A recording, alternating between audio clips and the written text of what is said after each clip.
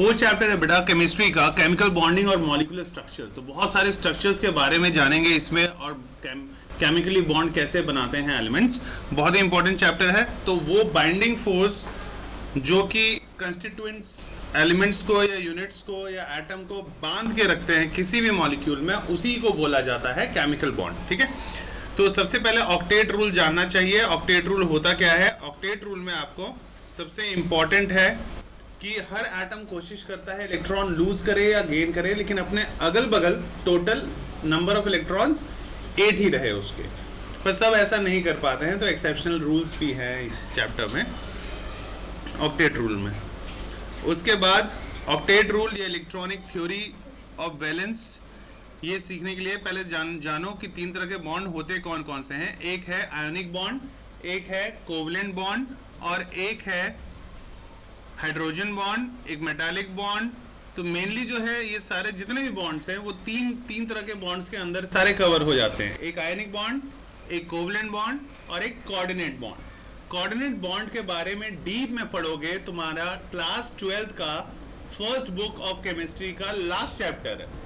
ठीक है, coordinate bond. तो इसलिए इसमें अभी उतना टेंशन लेने की जरूरत नहीं है। 11th क्लास में अच्छी इंफॉर्मेशन और जानकारी और नॉलेज आपको लेना है, वो लेना है कोवलेंट बॉन्ड के बारे में और आयनिक बॉन्ड के बारे में।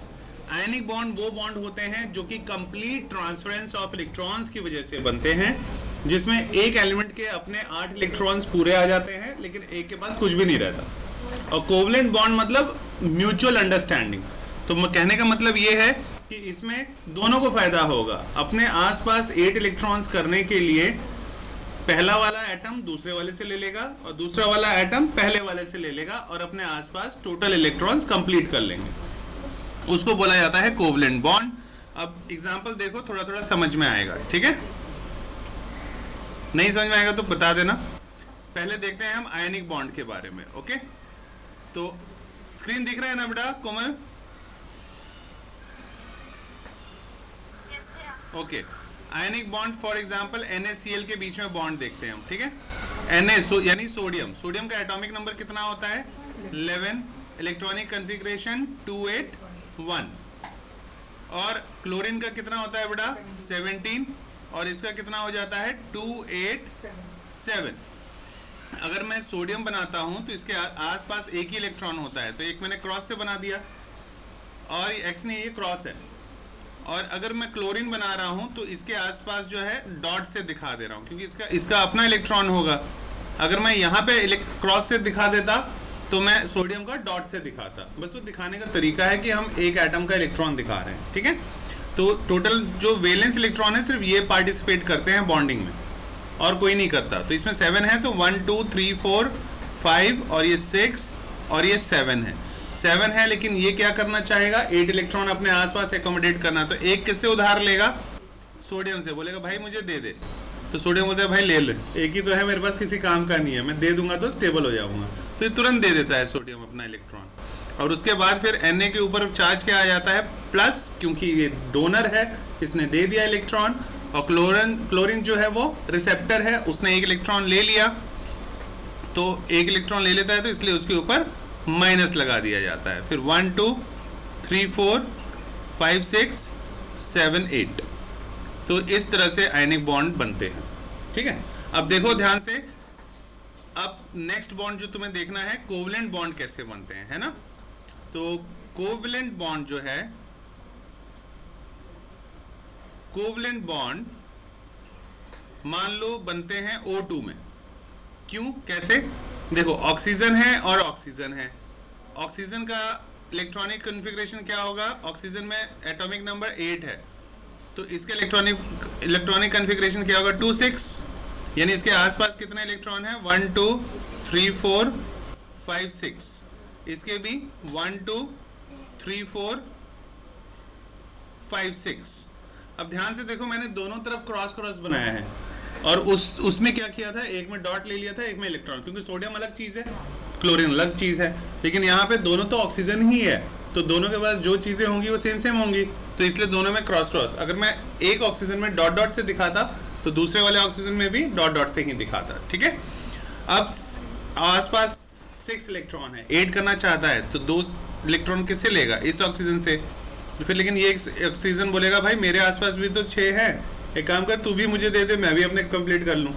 फिर ये बोलेगा ठीक है भाई तू भी, तूने मुझे दिया है, तू भी ले ले मेरे से। अब ध्यान से अगर देखोगे तो दोनों ही ऑक्सीजन के पास 8 इलेक्ट्रॉन हो गए हैं, तो दोनों ही स्टेबल हो जाएंगे। तो इसीलिए इसको बनाया जाता है। तो ये जो 2 इलेक्ट्रॉन है ये दोनों मिलके एक बॉन्ड बना लेते हैं, और फिर ये 2 इलेक्ट्रॉन जो है ये दोनों मिलके एक बॉन्ड बना लेते हैं। ऑक्सीजन हो गया और फ्री इलेक्ट्रॉन्स 1 2 3 4, उसके बाद 1 2 3 4, इस तरह से आप बनाओगे O2 का कोवलेंट बॉन्ड, इस तरह से बनाया जाता है। ठीक है, सिंपल। चलें आगे। आयनिक बॉन्ड और कोवलेंट बॉन्ड के बारे में आई होप सो समझ में आ गया होगा। तो इस तरह से एक्सप्लेन कर दोगे जब भी कोई भी पूछे। दुनिया का सबसे वीकेस्ट फोर्स कौन सा है बेटा? Wonder wall force. ये बहुत ही वीकेस्ट फोर्स में आता है ये। ओके, उसके बाद आयनिक बॉन्ड को और वो कौन सा बॉन्ड कहा जाता है? एमसीक्यू के लिए रेडी रखो। आयनिक बॉन्ड को इलेक्ट्रोवैलेंट बॉन्ड भी कहा जाता है। दोनों एक ही चीज है। तो अगर इलेक्ट्रोवैलेंट बॉन्ड कोई पूछ रहा है तो ये मत सोचना कि मुझे नहीं आता, बिल्कुल तुम्हें आता है। आयनिक बॉन्ड को ही क्या कहा जाता है? इलेक्ट्रोवैलेंट बॉन्ड कहा जाता है। ओके, एग्जाम्पल कौन सा है? NaCl में दे सकते हो, जो अभी समझाया यही समझाया हुआ है NaCl का। ठीक है, उसके बाद कैल्शियम फ्लोराइड का भी इसी तरह से समझा सकते हो। कैल्शियम, फ्लोरीन में 1 की कमी थी, 2 7 होता है, तो ये कैल्शियम के पास 2 पॉजिटिव था, तो एक इसको दे देता है और ये एक इसको दे देता है, तो -1 तो F पे कितना आ जाता है? -2। ध्यान से देखो, -1 टोटल -2, और कैल्शियम के ऊपर कौन सा होता है? क्योंकि इसने 2 इलेक्ट्रॉन दिए हैं इसलिए 2 पॉजिटिव। ठीक है, उसी तरह मैग्नीशियम ऑक्साइड का भी बनाएंगे। तो बहुत सारे एग्जाम्पल दे रखे हैं सो दैट आप प्रैक्टिस कर पाओ बहुत ज्यादा, जितना करना चाहो। उसके बाद आयनिक बॉन्ड बनाने के लिए कौन सी चीजें हैं जो मजबूर करती हैं? हाँ? क्यों? हाँ, ठीक है।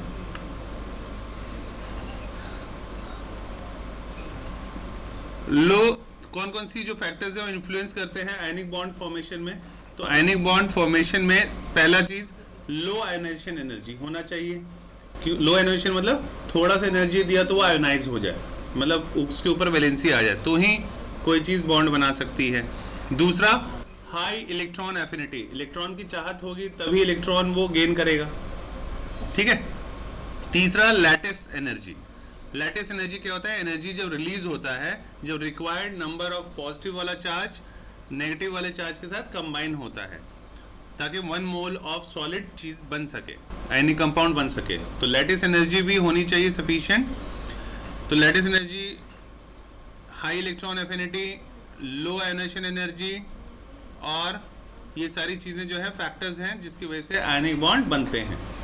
ठीक है, इधर उधर रिफ्रेशर से पढ़ोगे तो बहुत लंबे लंबे आंसर होंगे, कोई जरूरत नहीं है, इतना आपको पता होना चाहिए। और ये लैंग्वेज भी बिल्कुल परफेक्ट है। इसी आंसर्स को लिख लिख के लोगों ने 89% भी लिया है, 91 भी लिया है, 95 भी लिया है, 96 भी लिया है, तो कोई टीचर नंबर नहीं काटेगा। ओके।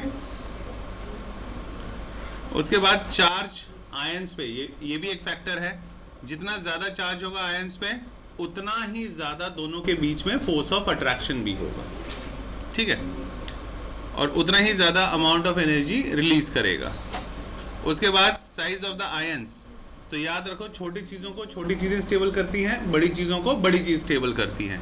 तो जितना स्मॉलर साइज होगा उतना ही कम उन दोनों के बीच में इंटर न्यूक्लियर डिस्टेंस होगा, और उतना ही ज्यादा उनके बीच में फोर्स ऑफ अट्रैक्शन होगा जितने बड़े होंगे वो, क्योंकि चार्ज भी ज्यादा रहेगा, तो ज्यादा चार्ज रहेगा तो ज्यादा फोर्स ऑफ अट्रैक्शन रहेगा। उसके बाद आयनिक कंपाउंड की कैरेक्टरिस्टिक्स क्या होती है? आयनिक बॉन्ड बहुत स्ट्रांग होता है, क्योंकि कंप्लीट ट्रांसफरेंस ऑफ इलेक्ट्रॉन से बना है वो बॉन्ड।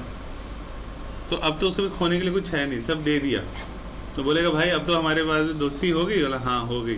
बोला अब हमारी दोस्ती तोड़ना नहीं है, क्योंकि मेरे पास अब कुछ नहीं बचा है, तो अब मैं जो है, तो बोलता नहीं छोड़ूंगा यार तेरे को, एकदम बॉन्ड स्ट्रांग बना लेता है Cl जो है Na के साथ। तो स्ट्रांग बॉन्ड होता है। मेल्टिंग पॉइंट और बॉइलिंग पॉइंट इसीलिए क्योंकि बॉन्ड अगर स्ट्रांग है तो मेल्टिंग एंड बॉइलिंग पॉइंट वो भी हाई होगा। तो आयनिक बॉन्ड का मेल्टिंग एंड बॉइलिंग पॉइंट दोनों हाई होता है। सॉल्युबिलिटी, वाटर में इजीली सॉल्युबल हो जाते हैं, लेकिन ऑर्गेनिक सॉल्वेंट्स में सॉल्युबल नहीं होते हैं। उसके बाद कंडक्टिविटी के बारे में बात करें तो इलेक्ट्रिसिटी कंडक्ट करते हैं ये फ्यूज्ड स्टेट में और एक्वेस फॉर्म में, लेकिन इंसुलेटर के तरह बिहेव करते हैं जब ये सॉलिड होते हैं। फॉर एग्जांपल घर में हमारे जो नमक है सॉलिड है, तो जाके करंट मारोगे उसमें तो क्या करंट जाएगा? नहीं जाएगा, क्योंकि सॉलिड फॉर्म में है। लेकिन वही पानी में डाल दोगे और फिर छोड़ोगे करंट तो बहुत तेज करंट हो जाएगा, क्योंकि आयंस काफी इंक्रीज हो गया है। बाय बेटा, ठीक है। अब कोवलेंट बॉन्ड के बारे में बात करते हैं हम। कोवलेंट बॉन्ड जो है अलग अलग थ्योरीज जो है वो दी गई एक्सप्लेन करने के लिए कोवलेंट बॉन्ड की थ्योरी। पहला है लीविस लैंगम्यूर थ्योरी, दूसरा है वैलेंस बैंड थ्योरी, तीसरा है मॉलिक्यूलर ऑर्बिटल थ्योरी। तो लीविस लैंगम्यूर थ्योरी की कोई जरूरत नहीं है, कोई नहीं पूछने वाला 11th क्लास में। कोई भी पूछेगा तो कौन सी थ्योरी पूछेगा? वैलेंस बैंड थ्योरी, जिसको VBT भी कहा जाता है, या फिर मॉलिक्यूलर ऑर्बिटल थ्योरी। ठीक है, तो वैलेंस बैंड थ्योरी पूछेगा या फिर मॉलिक्यूलर ऑर्बिटल थ्योरी पूछेगा। ये दो थ्योरी सबसे ज्यादा इंपॉर्टेंट है, क्योंकि लेविस और लैंगम्यूर इन दोनों ने थ्योरी जो दी थी, तो लेविस के अकॉर्डिंगली बॉन्ड तभी बनेगा म्यूचुअल शेयरिंग ऑफ इलेक्ट्रॉन्स की वजह से बनेगा, अलग अलग अगर एलिमेंट है तो उनके बीच में। तो नंबर ऑफ इलेक्ट्रॉन जो कंट्रीब्यूट करता है हर एलिमेंट, उसको कहते हैं कोवेलेंसी। जितना बॉन्ड बनता है उतना कोवेलेंसी। तो पहला उसने बोला कि सिंगल कोवेलेंट बॉन्ड, जैसे हाइड्रोजन हाइड्रोजन है, दोनों अगर ऐड होगा तो 2 इलेक्ट्रॉन आ गया, 2 इलेक्ट्रॉन मिलके क्या बना लेंगे? एक बॉन्ड। तो एक बॉन्ड बना लेंगे तो बोलेंगे वो कौन सा बॉन्ड बन गया? Monovalent bond. उसी तरह अलग अलग कंपाउंड जो होते हैं वो अलग अलग बॉन्ड बनाते हैं।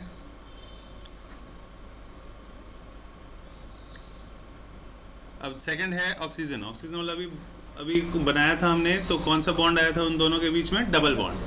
तो जो डबल बॉन्ड बनाएगा तो उसको बोल देते हैं डाइवेलेंट या डबल कोवेलेंट बॉन्ड है। और जो 3 बॉन्ड बनाएगा, नाइट्रोजन कैसे बनाता है 3 बॉन्ड? नाइट्रोजन में टोटल 2 5 7 है तो 2 5, तो 5 इधर इलेक्ट्रॉन है लेफ्ट नाइट्रोजन के पास और 5 इलेक्ट्रॉन है दूसरे वाले नाइट्रोजन के पास, है ना।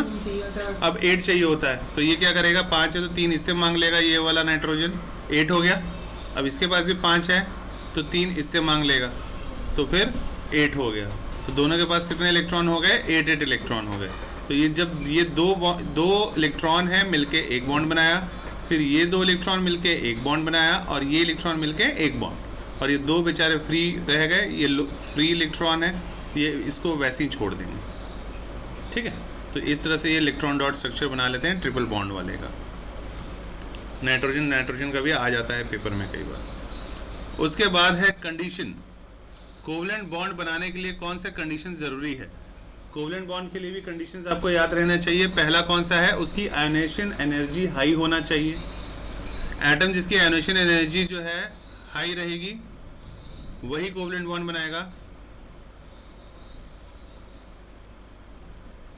ठीक है।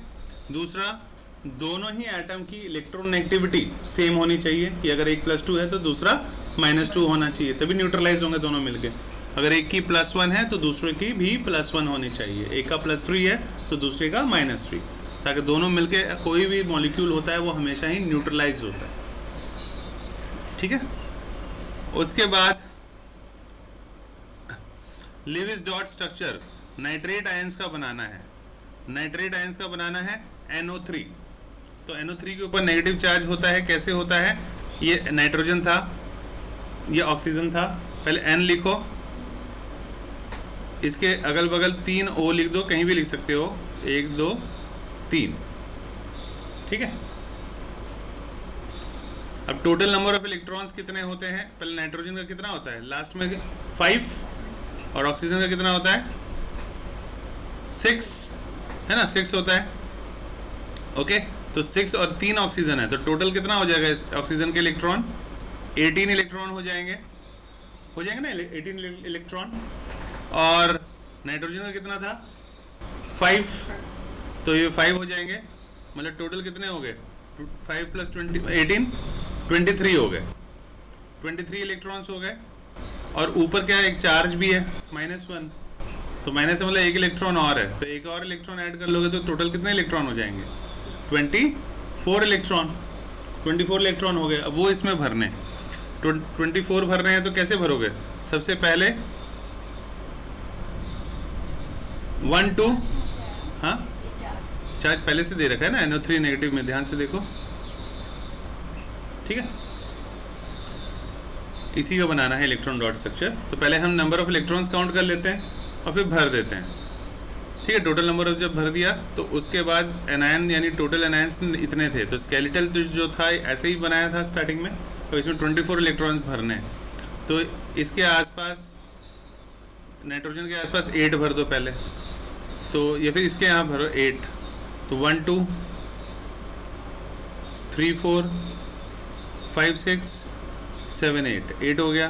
फिर इसके भी 8 भर दो, इसके भी 8 भर दो, चारों तरफ 8 8 आ जाएंगे, 24 हो जाएगा ना। इसके भी आसपास 8, इसके भी आसपास 8, इसके भी आसपास 8, कितना हो जाएगा? 24 हो जाएगा। अब उसके बाद सबके आसपास तो 8 8 इलेक्ट्रॉन आ गए। अब नाइट्रोजन का भी तो 8 करना है, बीच में वाला जो है उसका भी 8 करना है। तो ध्यान से देखो, इसने क्या किया, एक तरफ से 2 ले लिया। अगर एक तरफ से 4 ले लेता तो लेफ्ट हैंड साइड से 2 ले लेता। तो किसी भी एक ऑक्सीजन से ये 4 ले लेगा इलेक्ट्रॉन और बाकी से 2 2 ले लेगा। तो 4 + 4 + 2 6, 6 + 2 8। तो कोई जरूरी नहीं है कि सिर्फ यहीं से 4 ले सकता है। अगर मैं इधर राइट हैंड साइड से 4 ले लेता तो लेफ्ट हैंड साइड से 2 लेता कॉमन, और 2 इलेक्ट्रॉन नीचे से ले लेता। तो 4 + 2 + 2 कितना हो जाता? 8 इलेक्ट्रॉन्स हो जाता, ठीक है। अब उसके बाद फिर बॉन्ड बनाने आना चाहिए। अब बॉन्ड बनाना कैसे है, देखो जैसे बना लिए तो यहाँ पे 2 इलेक्ट्रॉन दिख रहा है, तो 2 इलेक्ट्रॉन मिलकर क्या बनाएगा? एक बॉन्ड। तो एक बॉन्ड बना लिया। फिर नीचे वाला जो इलेक्ट्रॉन है वो मिलकर क्या बनाएगा? एक बॉन्ड। तो एक और बॉन्ड बना लिया, मतलब डबल बॉन्ड हो गया। राइट हैंड साइड देखो, एक ही बॉन्ड बन सकता है क्योंकि 2 इलेक्ट्रॉन है, तो 2 इलेक्ट्रॉन की जगह एक बॉन्ड बना दिया। नीचे देखो 2 इलेक्ट्रॉन है, तो ये भी कितने बॉन्ड बना सकता है? एक बॉन्ड। तो इसलिए एक बॉन्ड बना दिया। बाकी जितना ये फ्री रह गया उसको वैसे वैसे ही दिखा दोगे उसमें। यहाँ पे डबल बॉन्ड नहीं होना चाहिए। कहाँ पे बेटा? यहाँ, वहाँ पे ऊपर वाले, यहाँ, उस साइड, यहाँ। हाँ। नहीं बेटा, क्योंकि वहाँ पे नाइट्रोजन के 5 इलेक्ट्रॉन है ना, वहाँ पे सिर्फ 4 दिखा रखे हैं। नहीं बेटा, ये देखो ना, वहाँ पे काउंट करके देखो, 1 2 हाँ। 2 मिलके एक बॉन्ड बना दिया। तो वहाँ पे 5 नहीं होना चाहिए। देखो जैसे वहाँ पे सिर्फ 4 इलेक्ट्रॉन दिखा रहा है। हाँ, जैसे यहाँ पे सिर्फ 4 है ना, 1 2 3 4, नाइट्रोजन के 5 होने चाहिए। तो यहाँ पे एक और आएगा, फिर इसके बाद ऑक्सीजन के साथ होगा, यहाँ पे डबल बॉन्ड नहीं आएगा। बना के देखो, ये रहा नाइट्रोजन, ठीक है। हाँ। 1 2 3, इसको हटा देता हूँ, एक यहाँ बना देता हूँ। हाँ। ये हो गया, ये 5 हो गए। 5 हो गया। तो ये 2 हो गया, वो ऑक्सीजन के साथ उधर 2। हाँ 2 इधर से बना लिया है ना, इधर से बना लिया, हाँ। इसके साथ, ठीक है, हो गया। और यहाँ पे फिर 2 होगा, यहाँ पे 2 होगा, यहाँ पे बना लिया है, ठीक है। यहाँ पे सिंगल है, ऑक्सीजन से एक ले लेगा, एक ले लेगा। तो अगर एक ले भी लेगा तो सिंगल बॉन्ड ही बनाएगा ना। तो पर यहाँ पे 2 होने चाहिए ना, क्योंकि यहाँ पे देखो डबल बॉन्ड बन रहा है। कहाँ? यहाँ पे, नीचे वाले ऑक्सीजन को भी तो 2 चाहिए ना। कहाँ पे? यहाँ पे जैसे आपने यहाँ पे दिखाया नहीं है, डबल हाँ। बन रहा है, यहाँ पे सिर्फ सिंगल है। वो क्योंकि यहाँ से इसने 2 ही इलेक्ट्रॉन लिया ना, मैंने अभी ऐसे दिखा दिया। यहाँ से तो इसने 2 ही लिया ना, एक नाइट्रोजन वाला इसने इसमें ये पहले से ही ले लिया था, तो यहाँ से सिर्फ एक इलेक्ट्रॉन लिया। और इस ऑक्सीजन का, इस ऑक्सीजन से एक ही इलेक्ट्रॉन लिया और नीचे वाले ऑक्सीजन से एक ही लिया। तो फिर वहाँ पे -2 आएगा, फिर नेगेटिव चार्ज। अगर वहाँ पे सिर्फ -1 दे, हाँ, एक और डबल बॉन्ड आना चाहिए। सही बोल रहे हो, बिल्कुल। नाइट्रोजन के 1 2 1 2, हाँ। ये 3 और ये 4 है ना, 5 एक और होने चाहिए, बिल्कुल सही होना चाहिए। 5 एक और इलेक्ट्रॉन आएगा तो डबल बॉन्ड हो जाएगा एक जगह, बिल्कुल। डबल बॉन्ड लगा लो, यहाँ लगा दो। तो ये 2 इलेक्ट्रॉन को गायब कर दो। अब ठीक है क्या चीज़ बेटा? कुछ नहीं है। नाइट्रोजन के आसपास कितने इलेक्ट्रॉन होते हैं? 5 इलेक्ट्रॉन। तो 5 है तो और कितने चाहिए? 3 चाहिए। तो कुछ भी कर सकता है। ये तो तीनों तरफ ऑक्सीजन है, इसमें से एक एक ले सकता है, या फिर अगर 1 से 2 ले लेगा तो 1 से लेगा 3 हो गया, तो चौथे से नहीं लेगा। ऑक्सीजन तो स्टेबल हो गया ना, उसने 2 इलेक्ट्रॉन उसमें से कॉमन ले लिया तो 8 इलेक्ट्रॉन हो गया ना, उसके कंप्लीट हो गया। शेयर कर रहा है ना आपस में, कोवलेंट बॉन्ड है। ले लिया तो वो ऐसा नहीं है कि मतलब पूरा ही दे दिया ना, वो तो एनिक बॉन्ड में होता है। कोवेलेंट बॉन्ड में तो शेयर कर रहे हैं आपस में कि मैं भी तुमको दे रहा हूँ, तुम भी मुझे दे दो, तो 2 इलेक्ट्रॉन उससे ले लिया उधार में।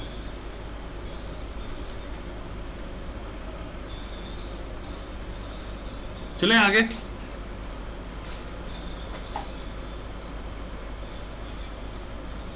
उसी तरह CO का इलेक्ट्रॉन डॉट स्ट्रक्चर बनाओगे। कार्बन का कितना होता है 4, ऑक्सीजन का कितना होता है 6 और 4 कितना हो गया 10, 6 और 4 10, तो 10 इलेक्ट्रॉन्स भरने थे, तो यहाँ पे 3 यहाँ पे 3 6 हो गया, 7 8 9 10, टोटल 10 इलेक्ट्रॉन्स आ गए। अब ये इसके साथ मिलकर क्या बना लेगा, ट्रिपल बॉन्ड बना लेगा, ये भी ट्रिपल बॉन्ड बना लेगा, ये भी ट्रिपल बॉन्ड, 2 वैसे ही रहेगा। ठीक है, इसका भी आ जाता है, O2 का भी आ जाता है। O2 का भी कितना होता है 6 इलेक्ट्रॉन्स होता है, तो 6 इधर 6 इधर।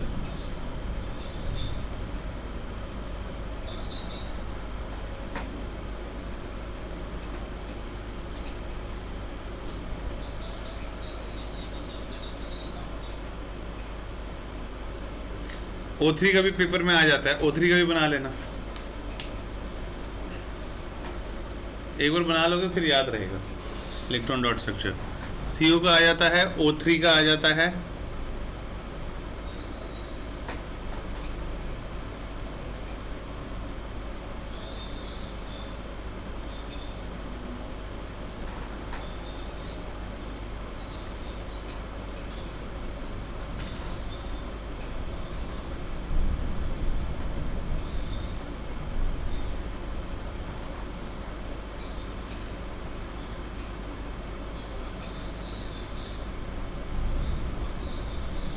जहां सिंगल बॉन्ड ऑक्सीजन ऑक्सीजन में मिलेगा वहां हमेशा माइनस लगाओगे। ठीक है, 6 इलेक्ट्रॉन होगा तो एक वहां पे नेगेटिव, और जहां डबल बॉन्ड लगा रहे होगे वहां पे नेगेटिव नहीं लगाओगे, और जहां पे एक लोन पेयर होगा वहां पे हमेशा पॉजिटिव होगा। और ये आगे जब रिजोनेटिंग स्ट्रक्चर करेंगे तो पता लगेगा कि इसको हम कैसे भी रोटेट कर सकते हैं।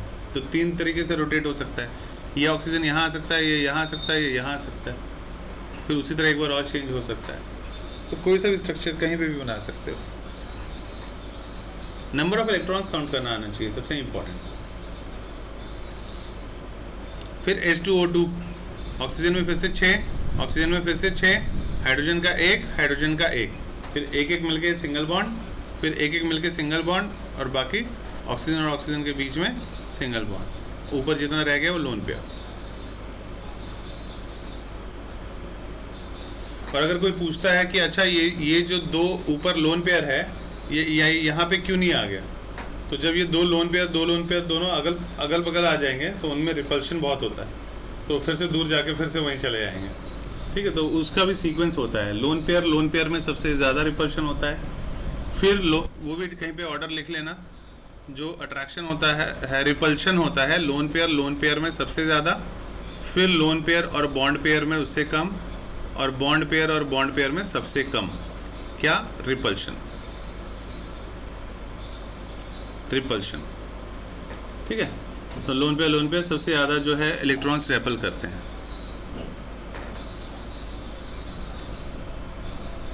उसके बाद ये सिर्फ प्रैक्टिस के लिए कर सकते हो, NO2 NO3 नेगेटिव वाला। कार्बन डाइऑक्साइड का एक बना लो, कार्बन डाइऑक्साइड का भी आ जाता है, NO3 के बाद कार्बन डाइऑक्साइड का आ जाता है।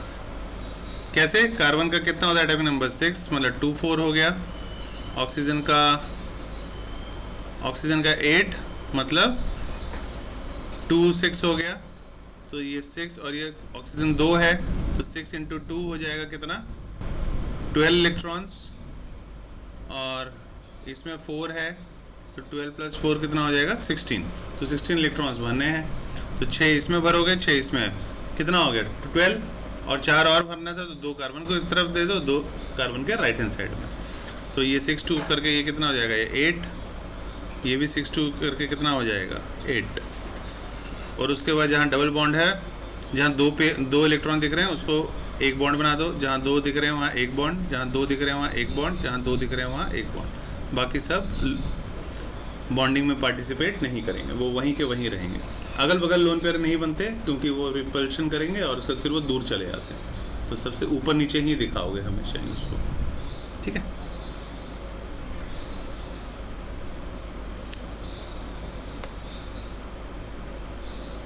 CO2 हो गया, NO3 हो गया, CO हो गया,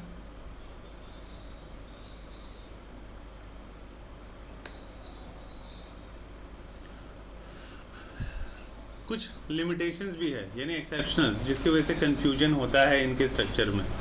वो क्या पॉइंट्स है वो जब पता लग जाएगा तो उसके बाद कंफ्यूजन नहीं होगी। पहला इंपॉर्टेंट पॉइंट, ऑक्टेट रूल कभी भी अप्लाई नहीं होता हाइड्रोजन के लिए। हाइड्रोजन के लिए क्योंकि हाइड्रोजन शेयर करता है सिर्फ एक ही इलेक्ट्रॉन, तो हाइड्रोजन एक ही इलेक्ट्रॉन शेयर करेगा स्टेबल कॉन्फ़िगरेशन अचीव करने के लिए, इसलिए हाइड्रोजन जो है वो हमेशा ही एटमॉस्फेयर में सिर्फ H कभी नहीं मिलेगा, जब भी मिलेगा तो कैसे मिलेगा, H2, ठीक है। क्योंकि H2 जब रहेगा तभी तो नंबर ऑफ इलेक्ट्रॉन कितना हो गया K शेल में, 2, तो 2 वाला स्टेबल रह सकता है, सिंगल वाला नहीं रह सकता, वो या तो लूज या तो गेन करते रहेगा। सबसे खतरनाक एलिमेंट है पूरे पीरियोडिक टेबल में हाइड्रोजन, पता ही नहीं होता, तो जब साइंटिस्ट नहीं पता कर पाए तो कहीं भी डाल दो। हेलोजेंस में भी कई बार यूज कर लेंगे और कई बार एल्केली मेटल में भी यूज कर लेंगे, एल्केली में भी यूज कर लेंगे, ओके। सेकंड, इसके स्ट्रक्चर अभी आगे आएंगे चैप्टर्स में, एक्सेप्शनल वाला पेपर में आ जाता है BeH2 वेपर फेस में, सॉलिड फेस में, तो ये भी एक्सेप्शनल है। BF3 भी एक्सेप्शनल है और AlCl3 भी, ये जो है इलेक्ट्रॉन डेफिशिएंट मॉलिक्यूल जैसे BeCl2, BF3, AlCl3 कैसे बनता है इसका भी स्ट्रक्चर रटना होता है सिर्फ, क्योंकि इसमें भी ऑक्टेट रूल फेल हो गया था, क्योंकि ऑक्टेट रूल कहता है कि सेंट्रल एटम में कितना होना चाहिए इलेक्ट्रॉन, 8 होना चाहिए। तो ध्यान से देखो इनके स्ट्रक्चर में आसपास तुमको 8 इलेक्ट्रॉन्स नहीं दिखेंगे, 2 इलेक्ट्रॉन की कमी नजर आएगी, आ रही है ना। टोटल कितने हैं, 2, 4, 6 इलेक्ट्रॉन से घिरा हुआ है एल्युमिनियम। उसी तरह यहाँ पे बोरॉन, उसके भी आसपास 6 इलेक्ट्रॉन है। यहाँ पे ये तो और भी गरीब है, इसके पास तो 4 ही इलेक्ट्रॉन है ना, टोटल 4 ही है, 4 की कमी है, इसके यहाँ 4 की कमी है, यहाँ 2 की कमी है और यहाँ भी 2 की कमी है।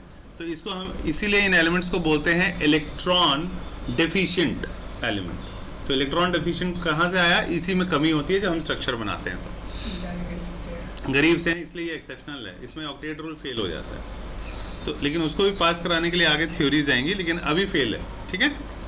उसके बाद इलेक्ट्रॉन रिच मॉलिक्यूल जैसे PF5SF6, ये जो अभी रूल किया हमने वो यहाँ पे भी फेल हो जाता है। अगर SF6 देखोगे ध्यान से, SF6 में देखो आसपास कितने इलेक्ट्रॉन है, इसके पास कुछ ज्यादा ही इलेक्ट्रॉन है, 10 इलेक्ट्रॉन है, जबकि होना कितना चाहिए था, 8 इलेक्ट्रॉन्स होना चाहिए था। तो इसीलिए ये भी ऑक्टेट रूल फेल हो जाता है। यहाँ पे भी IF7 में भी फेल हो जाता है, वहां तो 14 इलेक्ट्रॉन आ जाते हैं आयोडीन के लेफ्ट राइट में। उसी तरह H2SO4, इसमें भी S के अराउंड अगर काउंट करोगे तो 12 इलेक्ट्रॉन आ जाते हैं, जबकि होना कितना चाहिए था, 8 इलेक्ट्रॉन, पर इसमें भी नहीं होता है। तो इसका भी स्ट्रक्चर बना लो, ये पेपर में जरूर पूछते हैं 11th क्लास में, H2SO4 का।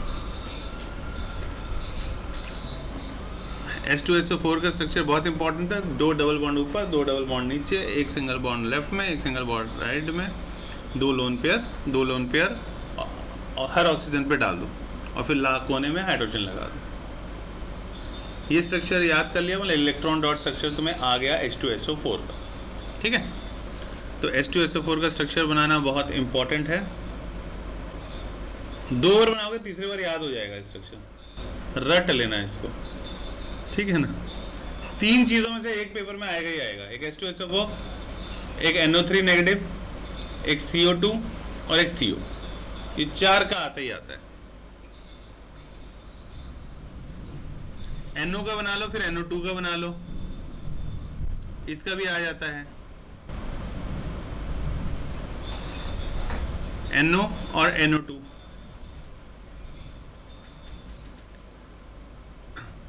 फिफ्थ पॉइंट बड़ा इंटरेस्टिंग है, ये भी 12th क्लास में पढ़ोगे, अभी उतना नहीं पढ़ोगे, कि नोबल एलिमेंट होते कौन से एलिमेंट है जो किसी के साथ रिएक्ट नहीं करते। बचपन से यही पढ़ते हैं, ना ही इलेक्ट्रॉन गेन करते हैं ना ही इलेक्ट्रॉन लूज करते हैं, यही पढ़ते हैं बचपन से। पर 12th में जाके पढ़ोगे कि नहीं, कुछ एक्सेप्शनल केसेस भी है। इसमें हमारा जो जीनॉन है ये 6 तरह के कंपाउंड बनाता है रिएक्ट होकर आपस में, फ्लोरीन के साथ और ऑक्सीजन के साथ। तो ज़्यादातर फ्लोरीन के साथ रिएक्ट कर जाता है ज़ीनॉन। और क्या क्या बनाता है, HCF2 HCF4। लेकिन ये भी जो है ऑक्टेट रूल को फॉलो नहीं करता, मानने से इनकार कर देता है। सारे रूल फेल हो जाते हैं इन कंपाउंड्स में भी। ठीक है, अब है कंसेप्ट ऑफ फॉर्मल चार्ज। बहुत ही इंपॉर्टेंट है कंसेप्ट ऑफ फॉर्मल चार्ज। कहानी से कोई दूर दूर तक लेना देना नहीं है, पहले फॉर्मूला लिखो सिर्फ फॉर्मल चार्ज का होता क्या है। ये हम पॉली एटॉमिक आयंस में निकालते हैं फॉर्मूला यूज करके। Total number of valence electron जो भी एटम में होता है उसको उसमें से माइनस कर देते हैं total number of electrons lone pair का, यानी जो बॉन्डिंग में पार्टिसिपेट नहीं कर रहा। ठीक है, और फिर माइनस करते हैं half of total number of जो इलेक्ट्रॉन शेयर कर रहा था बॉन्डिंग में, जो शेड हो रहे थे। तो उसके बाद उसका क्या निकल जाता है, फॉर्मल चार्ज। जैसे निकालते थे ना, ऑक्सीजन में एक जगह माइनस था, एक जगह ऑक्सीजन में प्लस था, एक में कुछ भी नहीं था। तो जो चार्ज आता है उसी को बोला जाता है फॉर्मल चार्ज। ऑक्सीजन के ऊपर जो वैलेंसी आ रही थी, तो वो हम इस फॉर्मूले से भी कैलकुलेट कर सकते हैं। बहुत इजी है, 3 तक समझाऊंगा, चौथे से खुद करना शुरू कर दोगे। Total number of valence electron in the atom लिखने की जरूरत नहीं है, minus total number of electrons of lone pair, फिर minus half of total number of shared electron, और ब्रैकेट में जरूर लिख लेना बॉन्डिंग वाले इलेक्ट्रॉन। तो कहीं कहीं मिलेगा total number of shared electron, या फिर उसकी जगह सिर्फ लिखा रहेगा बॉन्डिंग, मतलब जो बॉन्ड के अंदर इलेक्ट्रॉन होते हैं।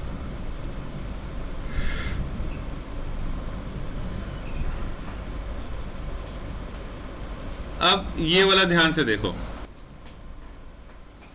CO3 2 negative. ठीक है, स्ट्रक्चर पहले बना लो CO3 2 नेगेटिव, फिर बात करेंगे फॉर्मल चार्ज कैसे कैलकुलेट करें। एक स्ट्रक्चर बना के दे देंगे आपको, और उसके बाद बोलेंगे निकालो ऑक्सीजन के ऊपर कितना चार्ज है, फिर दूसरे वाले ऑक्सीजन के ऊपर कितना चार्ज है, फिर तीसरे वाले ऑक्सीजन के ऊपर कितना चार्ज है। 3 ही ऑक्सीजन दिख रहा है ना, ऊपर लेफ्ट राइट सब जगह। तो हर ऑक्सीजन के ऊपर कितना कितना चार्ज है वो कैलकुलेट करेंगे। फिर ओवरऑल जितना भी आता है प्लस माइनस करके उसको स्क्वायर ब्रैकेट के ऊपर में लिख दिया जाता है। ठीक है, देखो ऊपर में क्या लिखा है, 2 नेगेटिव लिखा है ना, तो उसको कैलकुलेट करेंगे। सबसे पहले किसकी बात करते हैं, कार्बन के बारे में बात करते हैं। ठीक है, कार्बन पे निकालते हैं फॉर्मल चार्ज कि कार्बन पे कितना है। फॉर्मूला क्या था पहले, उसमें फॉर्मल चार्ज कार्बन एटम में कितना हो जाएगा, सिर्फ कार्बन पे पहला क्या था फॉर्मूले में, वैलेंस इलेक्ट्रॉन। कार्बन में कितना होता है वैलेंस इलेक्ट्रॉन, 4 होता है, क्योंकि एटॉमिक नंबर 6 है। तो जब इलेक्ट्रॉनिक कॉन्फ़िगरेशन लिखोगे तो कैसे लिखोगे, 2 4 6 हो जाएगा। तो लास्ट वाला इलेक्ट्रॉन कितना है, 4। तो इसलिए पहला 4 आ गया। उसके बाद फिर माइनस करके फिर दूसरा ब्रैकेट में क्या था बेटा, लोन पेयर है। कार्बन के आसपास लोन पेयर कहीं दिख रहा है, सिर्फ बॉन्डिंग दिख रहा है, लोन पेयर तो दिख ही नहीं रहा। लोन पेयर इसको कहते हैं, जैसे यहाँ 1 पेयर 2 पेयर, ये लोन पेयर है। कार्बन के अराउंड तो है ही नहीं लोन पेयर, तो लोन पेयर कितना हो गया, 0 माइनस हाफ, और उसके बाद क्या था, वो इलेक्ट्रॉन जो बॉन्डिंग में पार्टिसिपेट कर रहे थे। तो कार्बन के आसपास कितने बॉन्ड दिख रहे हैं, 4 बॉन्ड्स दिख रहे हैं। तो एक बॉन्ड में कितना इलेक्ट्रॉन होता है, 2। तो 4 बॉन्ड में 8, तो इसलिए वो 8 दिख रहा होगा, जो 8 है। कहां से आया पता होना चाहिए, फॉर्मूला दिख रहा है ना बेटा, 8 ये रहा। हाफ इंटू 8 कितना होता है पता ही है, हाफ इंटू 8 4, 4 में से 4 गया 0। तो इसलिए कार्बन के ऊपर कोई भी वैलेंसी नहीं है, कोई भी चार्ज नहीं है, नेगेटिव पॉजिटिव कुछ भी नहीं है कार्बन के ऊपर, न्यूट्रल है एकदम। अब बात करते हैं फॉर्मल चार्ज जो डबल बॉन्डेड वाला है। अब डबल बॉन्डेड वाला भी सेम यही फॉर्मूला लगाएंगे। ठीक है, ये वाला कैलकुलेट करेंगे। अब सबसे पहले फॉर्मल चार्ज इस वाले ऑक्सीजन पे निकालते हैं। सबसे पहले क्या था, ऑक्सीजन का फॉर्मल चार्ज कितना होता है, ऑक्सीजन का वैलेंस इलेक्ट्रॉन कितने होते हैं, 6 होता है। 8 एटॉमिक नंबर होता है, 2 6, तो इसलिए ये 6 आ गया। माइनस उसके बाद क्या होता था, फॉर्मूला देखो, लोन पेयर। अब देखो लोन पेयर कितना दिख रहा है, ध्यान से देखो, पेयर मतलब एक जोड़ा होता है। हाँ, कितना है, इलेक्ट्रॉन कितने हैं, 4 है। अगर पेयर बात करेंगे तो 2 पेयर। तो उस 2 पेयर में इलेक्ट्रॉन्स कितने हैं, 4। उसी को इंग्लिश में बोल देते हैं electrons in a bond, electrons lone pair. तो टोटल जो इलेक्ट्रॉन्स है लोन पेयर, मतलब ये पेयर कितना है, एक पेयर, दो पेयर, और इस दो पेयर में इलेक्ट्रॉन्स कितने हैं लोन पेयर वाले, 4, तो इसलिए 4 लिख दिया।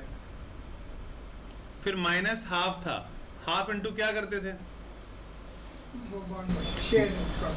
बॉन्ड वाले इलेक्ट्रॉन। बॉन्ड कितने दिख रहे हैं इस ऑक्सीजन के आसपास, 2 बॉन्ड दिख रहे हैं, तो 2 बॉन्ड में टोटल कितने इलेक्ट्रॉन आएंगे, 4, इसलिए 4 से मल्टीप्लाई कर दिया। हाफ इंटू 4 कितना होता है, 2, 6 माइनस 4 2, 2 माइनस 2 0, तो इसलिए यहाँ पे भी कोई भी वैलेंसी नहीं लिखी हुई है, ठीक है, इसलिए ऑक्सीजन में ऊपर कोई भी वैलेंसी नहीं लिखी हुई। अब इस पे निकालते हैं सिंगल बॉन्ड वाला, और फिर इस पे नहीं निकालेंगे। इस पे क्यों नहीं निकालेंगे, क्योंकि जितना इसके ऊपर आएगा इस पे भी उतना ही आएगा, दोनों देखने में एकदम एक जैसे हैं, है ना, दोनों देखने में एकदम एक जैसे हैं। तो अब कोई भी एक खुद कैलकुलेट करो, ये वाला खुद कैलकुलेट करो, फॉर्मूला वही जो लिख के दिया है, और उसमें कोई भी इलेक्ट्रॉन्स अगर नहीं पहचान पा रहे हो तो पूछो। इलेक्ट्रॉन्स को पहचानना सीखे तो फिर कोई भी स्ट्रक्चर दे देंगे तो उसमें से आराम से फॉर्मल चार्ज निकाल दोगे, ठीक है।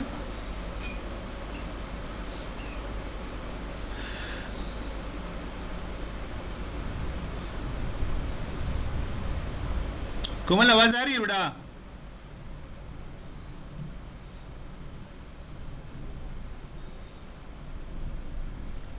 हेलो कोमल, क्या तुम मेरी आवाज सुन पा रहे हो?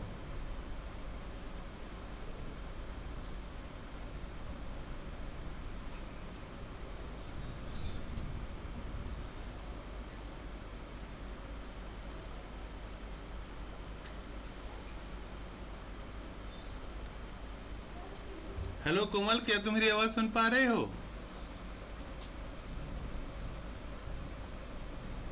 कितना आया बेटा, -1 आया?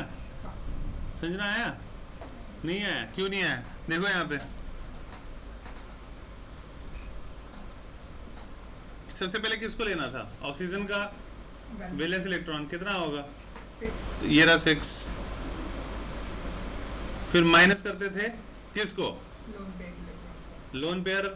देखो लोन पेयर कितना है, 1 2 3 4 5 6, तो ये रहा 6, फिर माइनस हाफ करते थे किसको, बॉन्ड में होता है, बॉन्ड कितना दिख रहा है, एक ही तो बॉन्ड दिख रहा है, तो एक बॉन्ड में कितने इलेक्ट्रॉन होंगे, ये रहा 2, बस खत्म, फिनिश। 6 माइनस 6 0 हो गया, माइनस हाफ इंटू 2 -1, तो अगर इस पे -1 आया है तो इस पे भी -1 कितना, -2, इसलिए ओवरऑल वैलेंसी कितना आ गया, -2 आ गया, ठीक है। जितना भी अंदर ओवरऑल आ जाता है उसको फिर हम स्क्वायर ब्रैकेट के ऊपर वैलेंसी लिख देते हैं।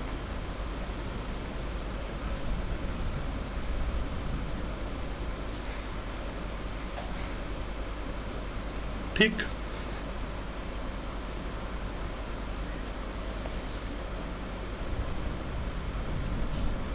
उसी तरह एक नाइट्राइड आयन का भी होमवर्क लिख लो, एक इस पे भी कर लेना, ठीक है, ताकि दो का प्रैक्टिस हो जाएगा। उसके बाद polarity of covalent bond. Polarity of covalent bond मतलब क्या है, जब कोवलेंट बॉन्ड कभी भी बनता है किसी भी दो अलग अलग तरह के एटम्स के बीच में जिसका सेम इलेक्ट्रोनेगेटिविटी डिफरेंस है, तभी बॉन्ड बन सकता है, अदरवाइज नहीं बन सकता। एक छोटा एक बहुत बड़ा होगा तो बॉन्ड नहीं बनेगा। तो ज्यादा इलेक्ट्रोनेगेटिव एलिमेंट एक्वायर करता है थोड़ा थोड़ा अपने ऊपर नेगेटिव चार्ज, और ज्यादा इलेक्ट्रोपॉजिटिव एलिमेंट थोड़ा थोड़ा एक्वायर करता है अपने ऊपर पॉजिटिव चार्ज। जैसे नॉन पोलर, ये पोलर कोवलेंट बॉन्ड है, जैसे H और F के बीच में, तो H पॉजिटिव F नेगेटिव, तो कैसे कंपाउंड हो गया, ये पोलर कंपाउंड हो गया। नॉन पोलर कोवलेंट बॉन्ड किसके बीच में बनेगा, कोवलेंट बॉन्ड जो नॉन पोलर वाला होता है वो उन एटम्स सेम एलिमेंट होने चाहिए, उसमें डिफरेंट एलिमेंट था, इसमें सेम एलिमेंट होना चाहिए, सेम एलिमेंट होगा, उसके बीच में जो बॉन्ड बनेगा कोवलेंट, उसको बोला जाता है नॉन पोलर कोवलेंट बॉन्ड, ठीक है। तो इसमें क्या होता है, शेयर्ड इलेक्ट्रॉन जो होता है वो दोनों कंबाइनिंग एटम्स के बीच में होता है, क्योंकि उनका दोनों एटम सेम है तो उनकी इलेक्ट्रोनेगेटिविटी भी क्या रहेगी, सेम रहेगी। तो जब हम एवरेज निकालेंगे तो वो एवरेज कहाँ निकलेगा, उसके बीच में निकलेगा।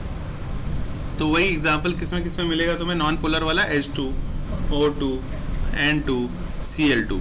तो आयनिक बॉन्ड जो है वो एक्सट्रीम केस है कोवलेंट बॉन्ड का। तो जितना ज्यादा इलेक्ट्रोनेगेटिविटी डिफरेंस उतना ज्यादा पोलैरिटी होती है किसी भी कोवलेंट बॉन्ड की। इंपॉर्टेंट नोट है, इसको एकदम याद कर लेना है। उतना ही ज्यादा उनके बीच में आयनिक कैरेक्टर भी होता है, ठीक है। अब है valence band theory, very important, paper में अक्सर आ जाता है वैलेंस बैंड थ्योरी।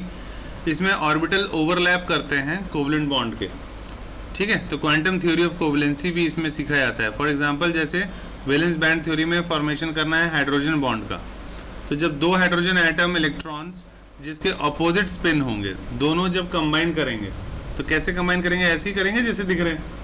एक हाइड्रोजन दूसरा हाइड्रोजन, एक के ऊपर एक ओवरलैप, ये इसके पास आएगा ओवरलैप कर रहे हैं, तो ये दोनों मिलेंगे तो ये प्लस प्लस तो वैसे ही रहेगा।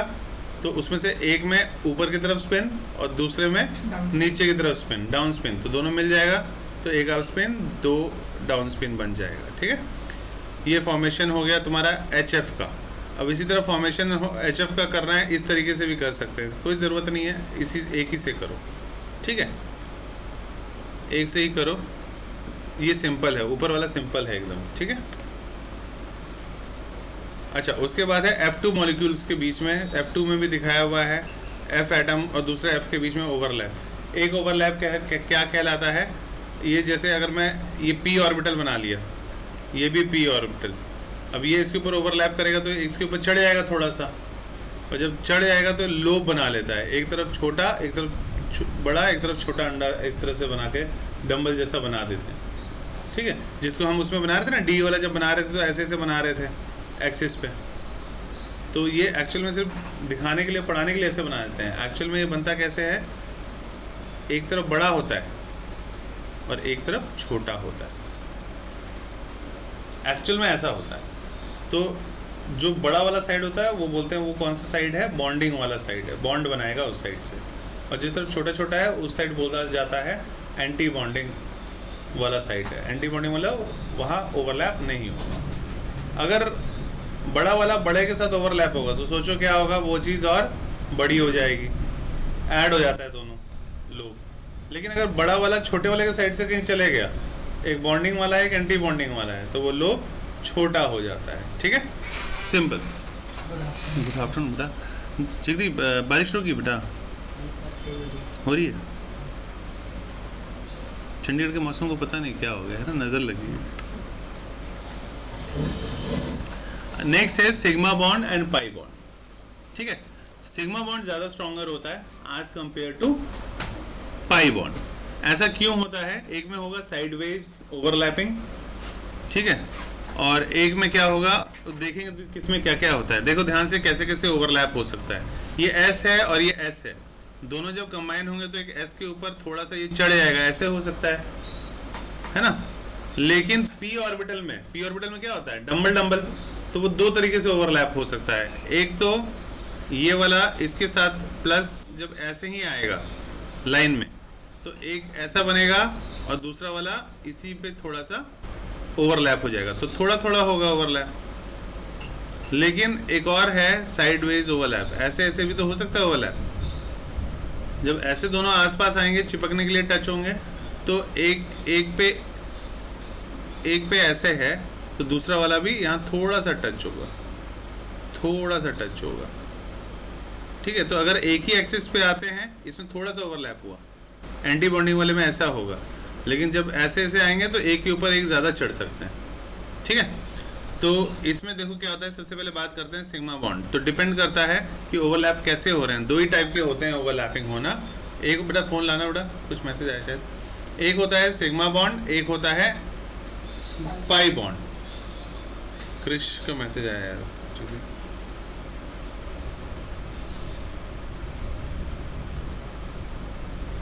क्रिश को मैसेज कर दो।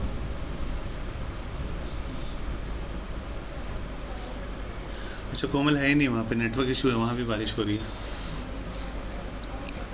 एक है एसएस ओवरलैप। एसएस ओवरलैप क्या है, एक एस दूसरे वाले एस ऑर्बिटल के साथ ओवरलैप करेगा, ठीक है। तो पार्शियल ओवरलैप होगा, 1s वाला ऑर्बिटल 1s के साथ ओवरलैप करेगा थोड़ा थोड़ा जब होता है, तो ये जो एक्सिस जा रहा है, इस एक्सिस का नाम क्या है? Inter nuclear axis. मतलब एक का न्यूक्लियस और दूसरा का न्यूक्लियस के बीच में जो लाइन होती है वो एक्सिस है, तो इंटर न्यूक्लियर एक्सिस कहलाती है। ठीक है, तो S2 के बीच में ऐसे होगा। लेकिन अगर एक S का है कोई ऑर्बिटल और एक P का है, तो ओवरलैप कैसे हो सकता है? दो तरीके से हो सकता है। एक तो ऐसे जैसे दिखा रहे हैं ऐसा, या फिर एक ऐसा होगा और वो वाला ऐसे ऐसे भी तो आ सकता है P वाला इसके पास, तो फिर इसके पास भी ऐसे ऐसे थोड़ा सा ओवरलैप हो जाएगा, या तो ऐसे अगर एक ही एक्सिस पे आ रहे हैं दोनों, तो और ऐसे भी हो सकता है ओवरलैपिंग। ठीक है, तो इसमें क्या होता है? बॉन्ड जो बनता है थोड़ा सा ओवरलैप होता है। हाफ फिल्ड S ऑर्बिटल वाला एक एटम दूसरा वाला हाफ फिल्ड P ऑर्बिटल वाला जो होगा उसके साथ ओवरलैप करेगा। ठीक है, उसके बाद PP, अगर PP वाला ओवरलैप है तो P वाला ऐसे करेगा, P और P वाला, ये इसको क्या बोला जाता है? ओवरलैपिंग साइडवेज ओवरलैप, साइड से थोड़ा थोड़ा ओवरलैप हो गया। वेरी गुड आफ्टरनून बेटा। नेक्स्ट है पाई बॉन्ड। पाई बॉन्ड कहाँ बनेगा? जब ओवरलैपिंग ऐसे होगा तो पाई बॉन्ड बनता है। जब ऐसे और ऐसे जब आएगा आपस में, तो फिर ये वाला कौन सा बॉन्ड है? Sigma bond. और ये वाले इसमें जो मिलेगा और इसके बीच में थोड़ा थोड़ा सा टच होगा, इसको क्या बोलेंगे?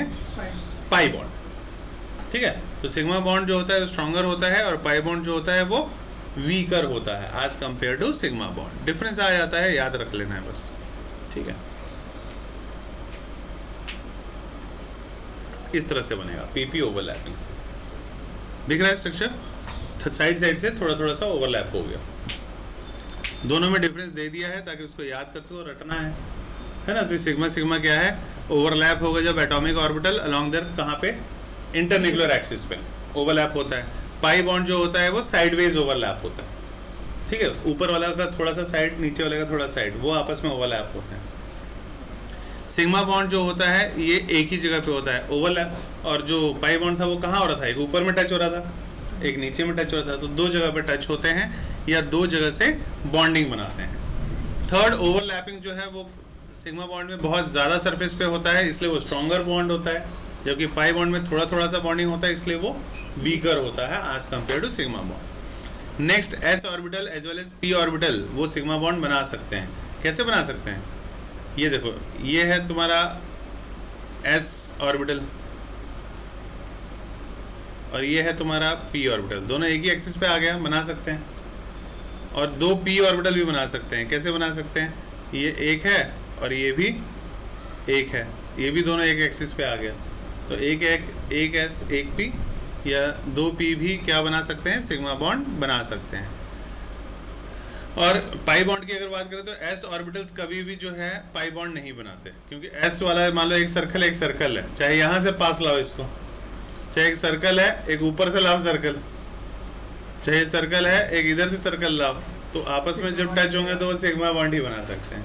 ठीक है, उसके बाद सिग्मा बॉन्ड जो होता है वो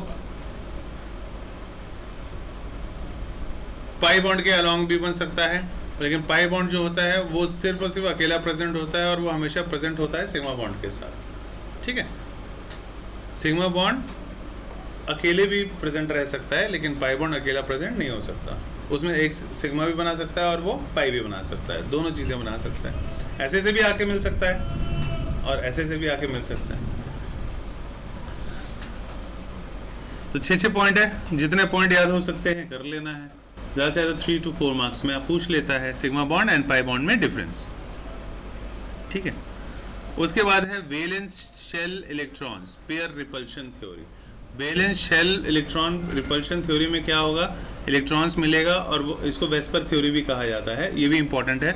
valence shell electron pair repulsion theory, इसमें ये शेडविक ने दिया था, पॉवेल ने दिया था ये वाली थ्योरी, और बाद में इसको डेवलप किया था जिलेस्पी और नायहॉम ने। मेन पॉइंट्स क्या था इस थ्योरी का?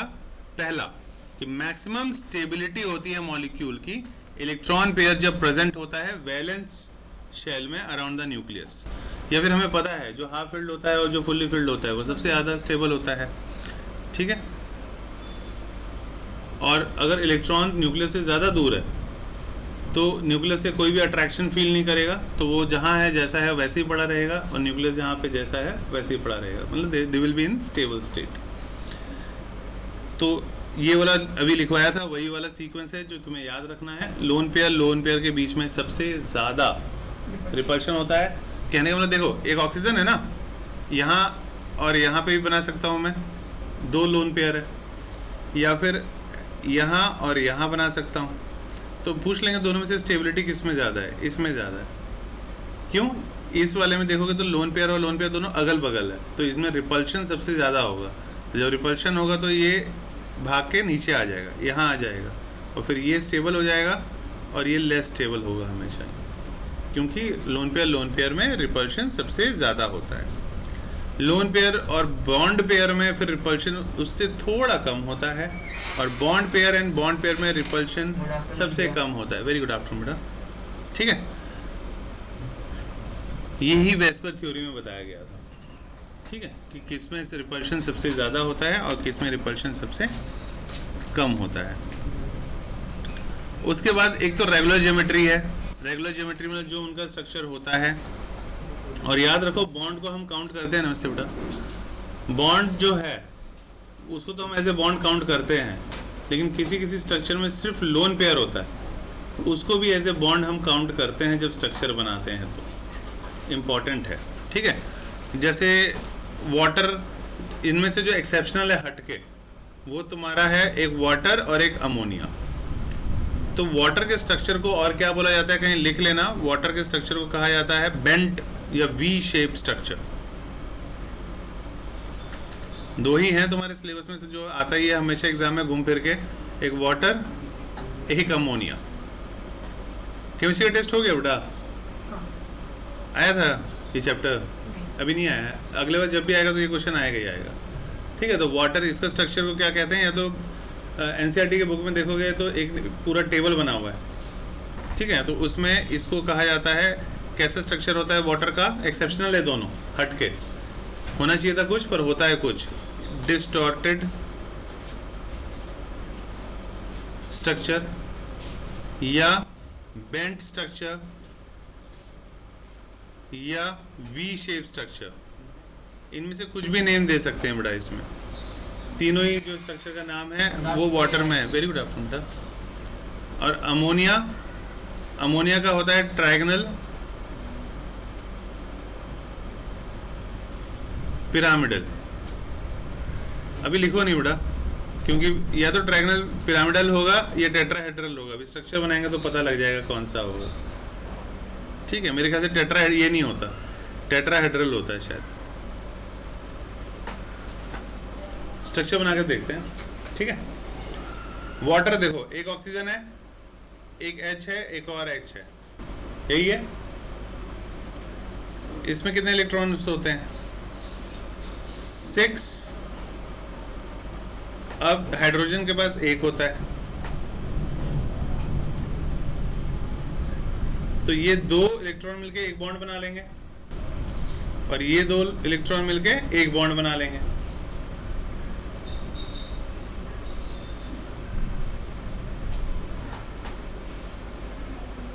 अब 6 हो गया, है ना, 6 हो गया।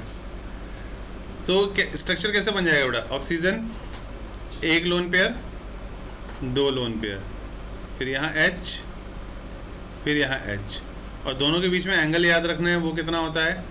एग्जाम में कई बार कॉम्पिटिशन में पूछ लेते हैं, 104.5 डिग्री, इतना एंगल होता है। अब ये दोनों ऐसे दूर दूर क्यों भागे? क्योंकि देखो ऑक्सीजन के ऊपर भी लोन पेयर था, नीचे भी लोन पेयर, तो आपस में क्या होगा उसके, जब वो बगल में थे तो रिपल्शन हुआ, और रिपल्शन होकर किस एंगल से मुड़ जाते हैं? इतना एंगल बना लेते हैं। कैसे बना सकते, लेकिन अगर वैसे बनाओगे तो गलत हो जाएगा, क्योंकि मैंने एंगल कौन सा बताया? 104.5 डिग्री, और तुमने जो बनाया वो कौन सा बनाया? गलत हो जाएगा। पढ़ लिख के, और कोई और है कुछ चॉइस? एक ही रास्ता है, पढ़ो उस चीज को, फिर याद हो जाएगा। दोस्त चीज याद रखना है, वाटर आया तो 104.5 डिग्री, अब एंगल याद है तो खुद ही जो मोड़ दोगे, थोड़ा सा टेढ़ा कर दोगे। और अमोनिया आएगा तो 107 डिग्री, 107 डिग्री पर टिल्ट होते। अब ध्यान से देखो इसमें क्या है बेटा, ऑक्सीजन के इधर भी एक बॉन्ड, इधर भी एक बॉन्ड, दो बॉन्ड हुआ, इधर एक लोन पेयर, मतलब तीसरा बॉन्ड, नीचे भी एक लोन पेयर, चार बॉन्ड। तो इसलिए इसका स्ट्रक्चर का हाइब्रिडाइजेशन के बारे में जब पढ़ेंगे तो कौन सा हाइब्रिडाइजेशन हो जाएगा, एक S है, 3 P है, तो टोटल कितना, 4 हो गया ना, 4 बॉन्ड यहाँ है तो ये भी 4 हो गया, तो इसका हाइब्रिडाइजेशन sp3 हाइब्रिडाइजेशन हो जाएगा। जबकि कार्बन डाइऑक्साइड का बना के देखो कितना होगा, उसका हाइब्रिडाइजेशन कितना होगा कार्बन डाइऑक्साइड का, ये भी तो एक कार्बन है और 2 ऑक्सीजन से घिरा हुआ है, इसका भी इतना होना चाहिए था, पर इतना नहीं होता। इसमें 180 डिग्री बनाएगा और इसमें sp हाइब्रिडाइजेशन आएगा, क्योंकि बना के देखो, एक कार्बन है, यहाँ ऑक्सीजन, यहाँ ऑक्सीजन, अभी बना था ना एक जगह, तो 1 2 3 4 5 6, यहाँ पे भी 1 2 3 4 5 6, और कार्बन के आसपास कितना होता है, 4, तो यहाँ 1 2, यहाँ 3 4, तो ये C, ये दो मिलके एक बॉन्ड, 1 2 3 4, और फिर यहाँ पे भी दोनों के बीच में डबल बॉन्ड, ऐसा कुछ बन जाएगा। तो दोनों के बीच में कितना एंगल बन गया, 180 डिग्री बन गया, यहाँ बन जाता है। वाटर में भी यही होना चाहिए था, पर नहीं होता, क्योंकि उसमें दो लोन पेयर जो था, दोनों आपस में रिपल्शन इतना होता है कि थोड़ा सा टिल्ट हो जाता है। तो एक्सेप्शन का मतलब क्या है, पता कैसे लगेगा, पढ़ के। एक्सेप्शन का मतलब ये कि वो हटके है, तो उन्होंने भी पढ़ा और उसके बाद देखा उसका स्ट्रक्चर और फिर उन्होंने दे दिया, और हम तुम्हें याद करना है वो चीज़, ठीक है। और इसमें अब क्या है, अभी लीनियर स्ट्रक्चर है ना, तो यहाँ पे देखो, इस साइड एक बॉन्ड, इस साइड एक बॉन्ड, तो इसका हाइब्रिडेशन इसलिए क्या हो जाता है, sp हाइब्रिडेशन हो जाता है, एक S एक P, दो बॉन्ड, एक बॉन्ड इस तरफ है, एक बॉन्ड राइट हैंड साइड है, इसीलिए। अमोनिया का देखो क्या होता है, अमोनिया में क्या होता है, एक N है, H और एक और H। अमोनिया में टोटल कितना होता है, 5 वैलेंस इलेक्ट्रॉन, 5 है इसके आसपास, ठीक है, 1 2 3 4 5, और हाइड्रोजन कितना है, एक H 2 H 3 H, तो 5 था, तो इन सबसे एक एक इलेक्ट्रॉन तो ये ले लेगा ना 8 करने के लिए, 3 तो ले लेगा, है ना, एक एक बॉन्ड बना लेगा, और लोन पेयर कितना बच जाएगा, 2, मतलब पेयर एक ही बचेगा, उसमें इलेक्ट्रॉन 2 बचेंगे, है ना। तो इसका स्ट्रक्चर इसलिए जब बनाया जाता है तो एक लोन पेयर मतलब N ऐसे बनाया जाता है, ऐसे, तो ये H हो गया, ये H हो गया, ये H हो गया, और यहाँ पे ऐसे एक लोन पेयर ऐसे बना देते हैं। तो ये टोटल कितने बॉन्ड है, एक बॉन्ड, दो बॉन्ड, 3 बॉन्ड, और मैंने कहा था इस लोन पेयर को भी हम एक बॉन्ड ही ट्रीट करते हैं, रूल कहता है, इसीलिए। तो टोटल कितने बॉन्ड हो गए, 4, तो 4 हो जाएगा, तो इसका हाइब्रिडेशन कौन सा हो जाएगा, sp3 हाइब्रिडेशन हो जाएगा, ठीक है। तो टेट्राहेड्रल आएगा, हाइब्रिडेशन पूरा पढ़ेंगे उसमें डीप में, डिटेल में, तो सारा। अरे ठीक है बेटा, आज के लिए इतना ही।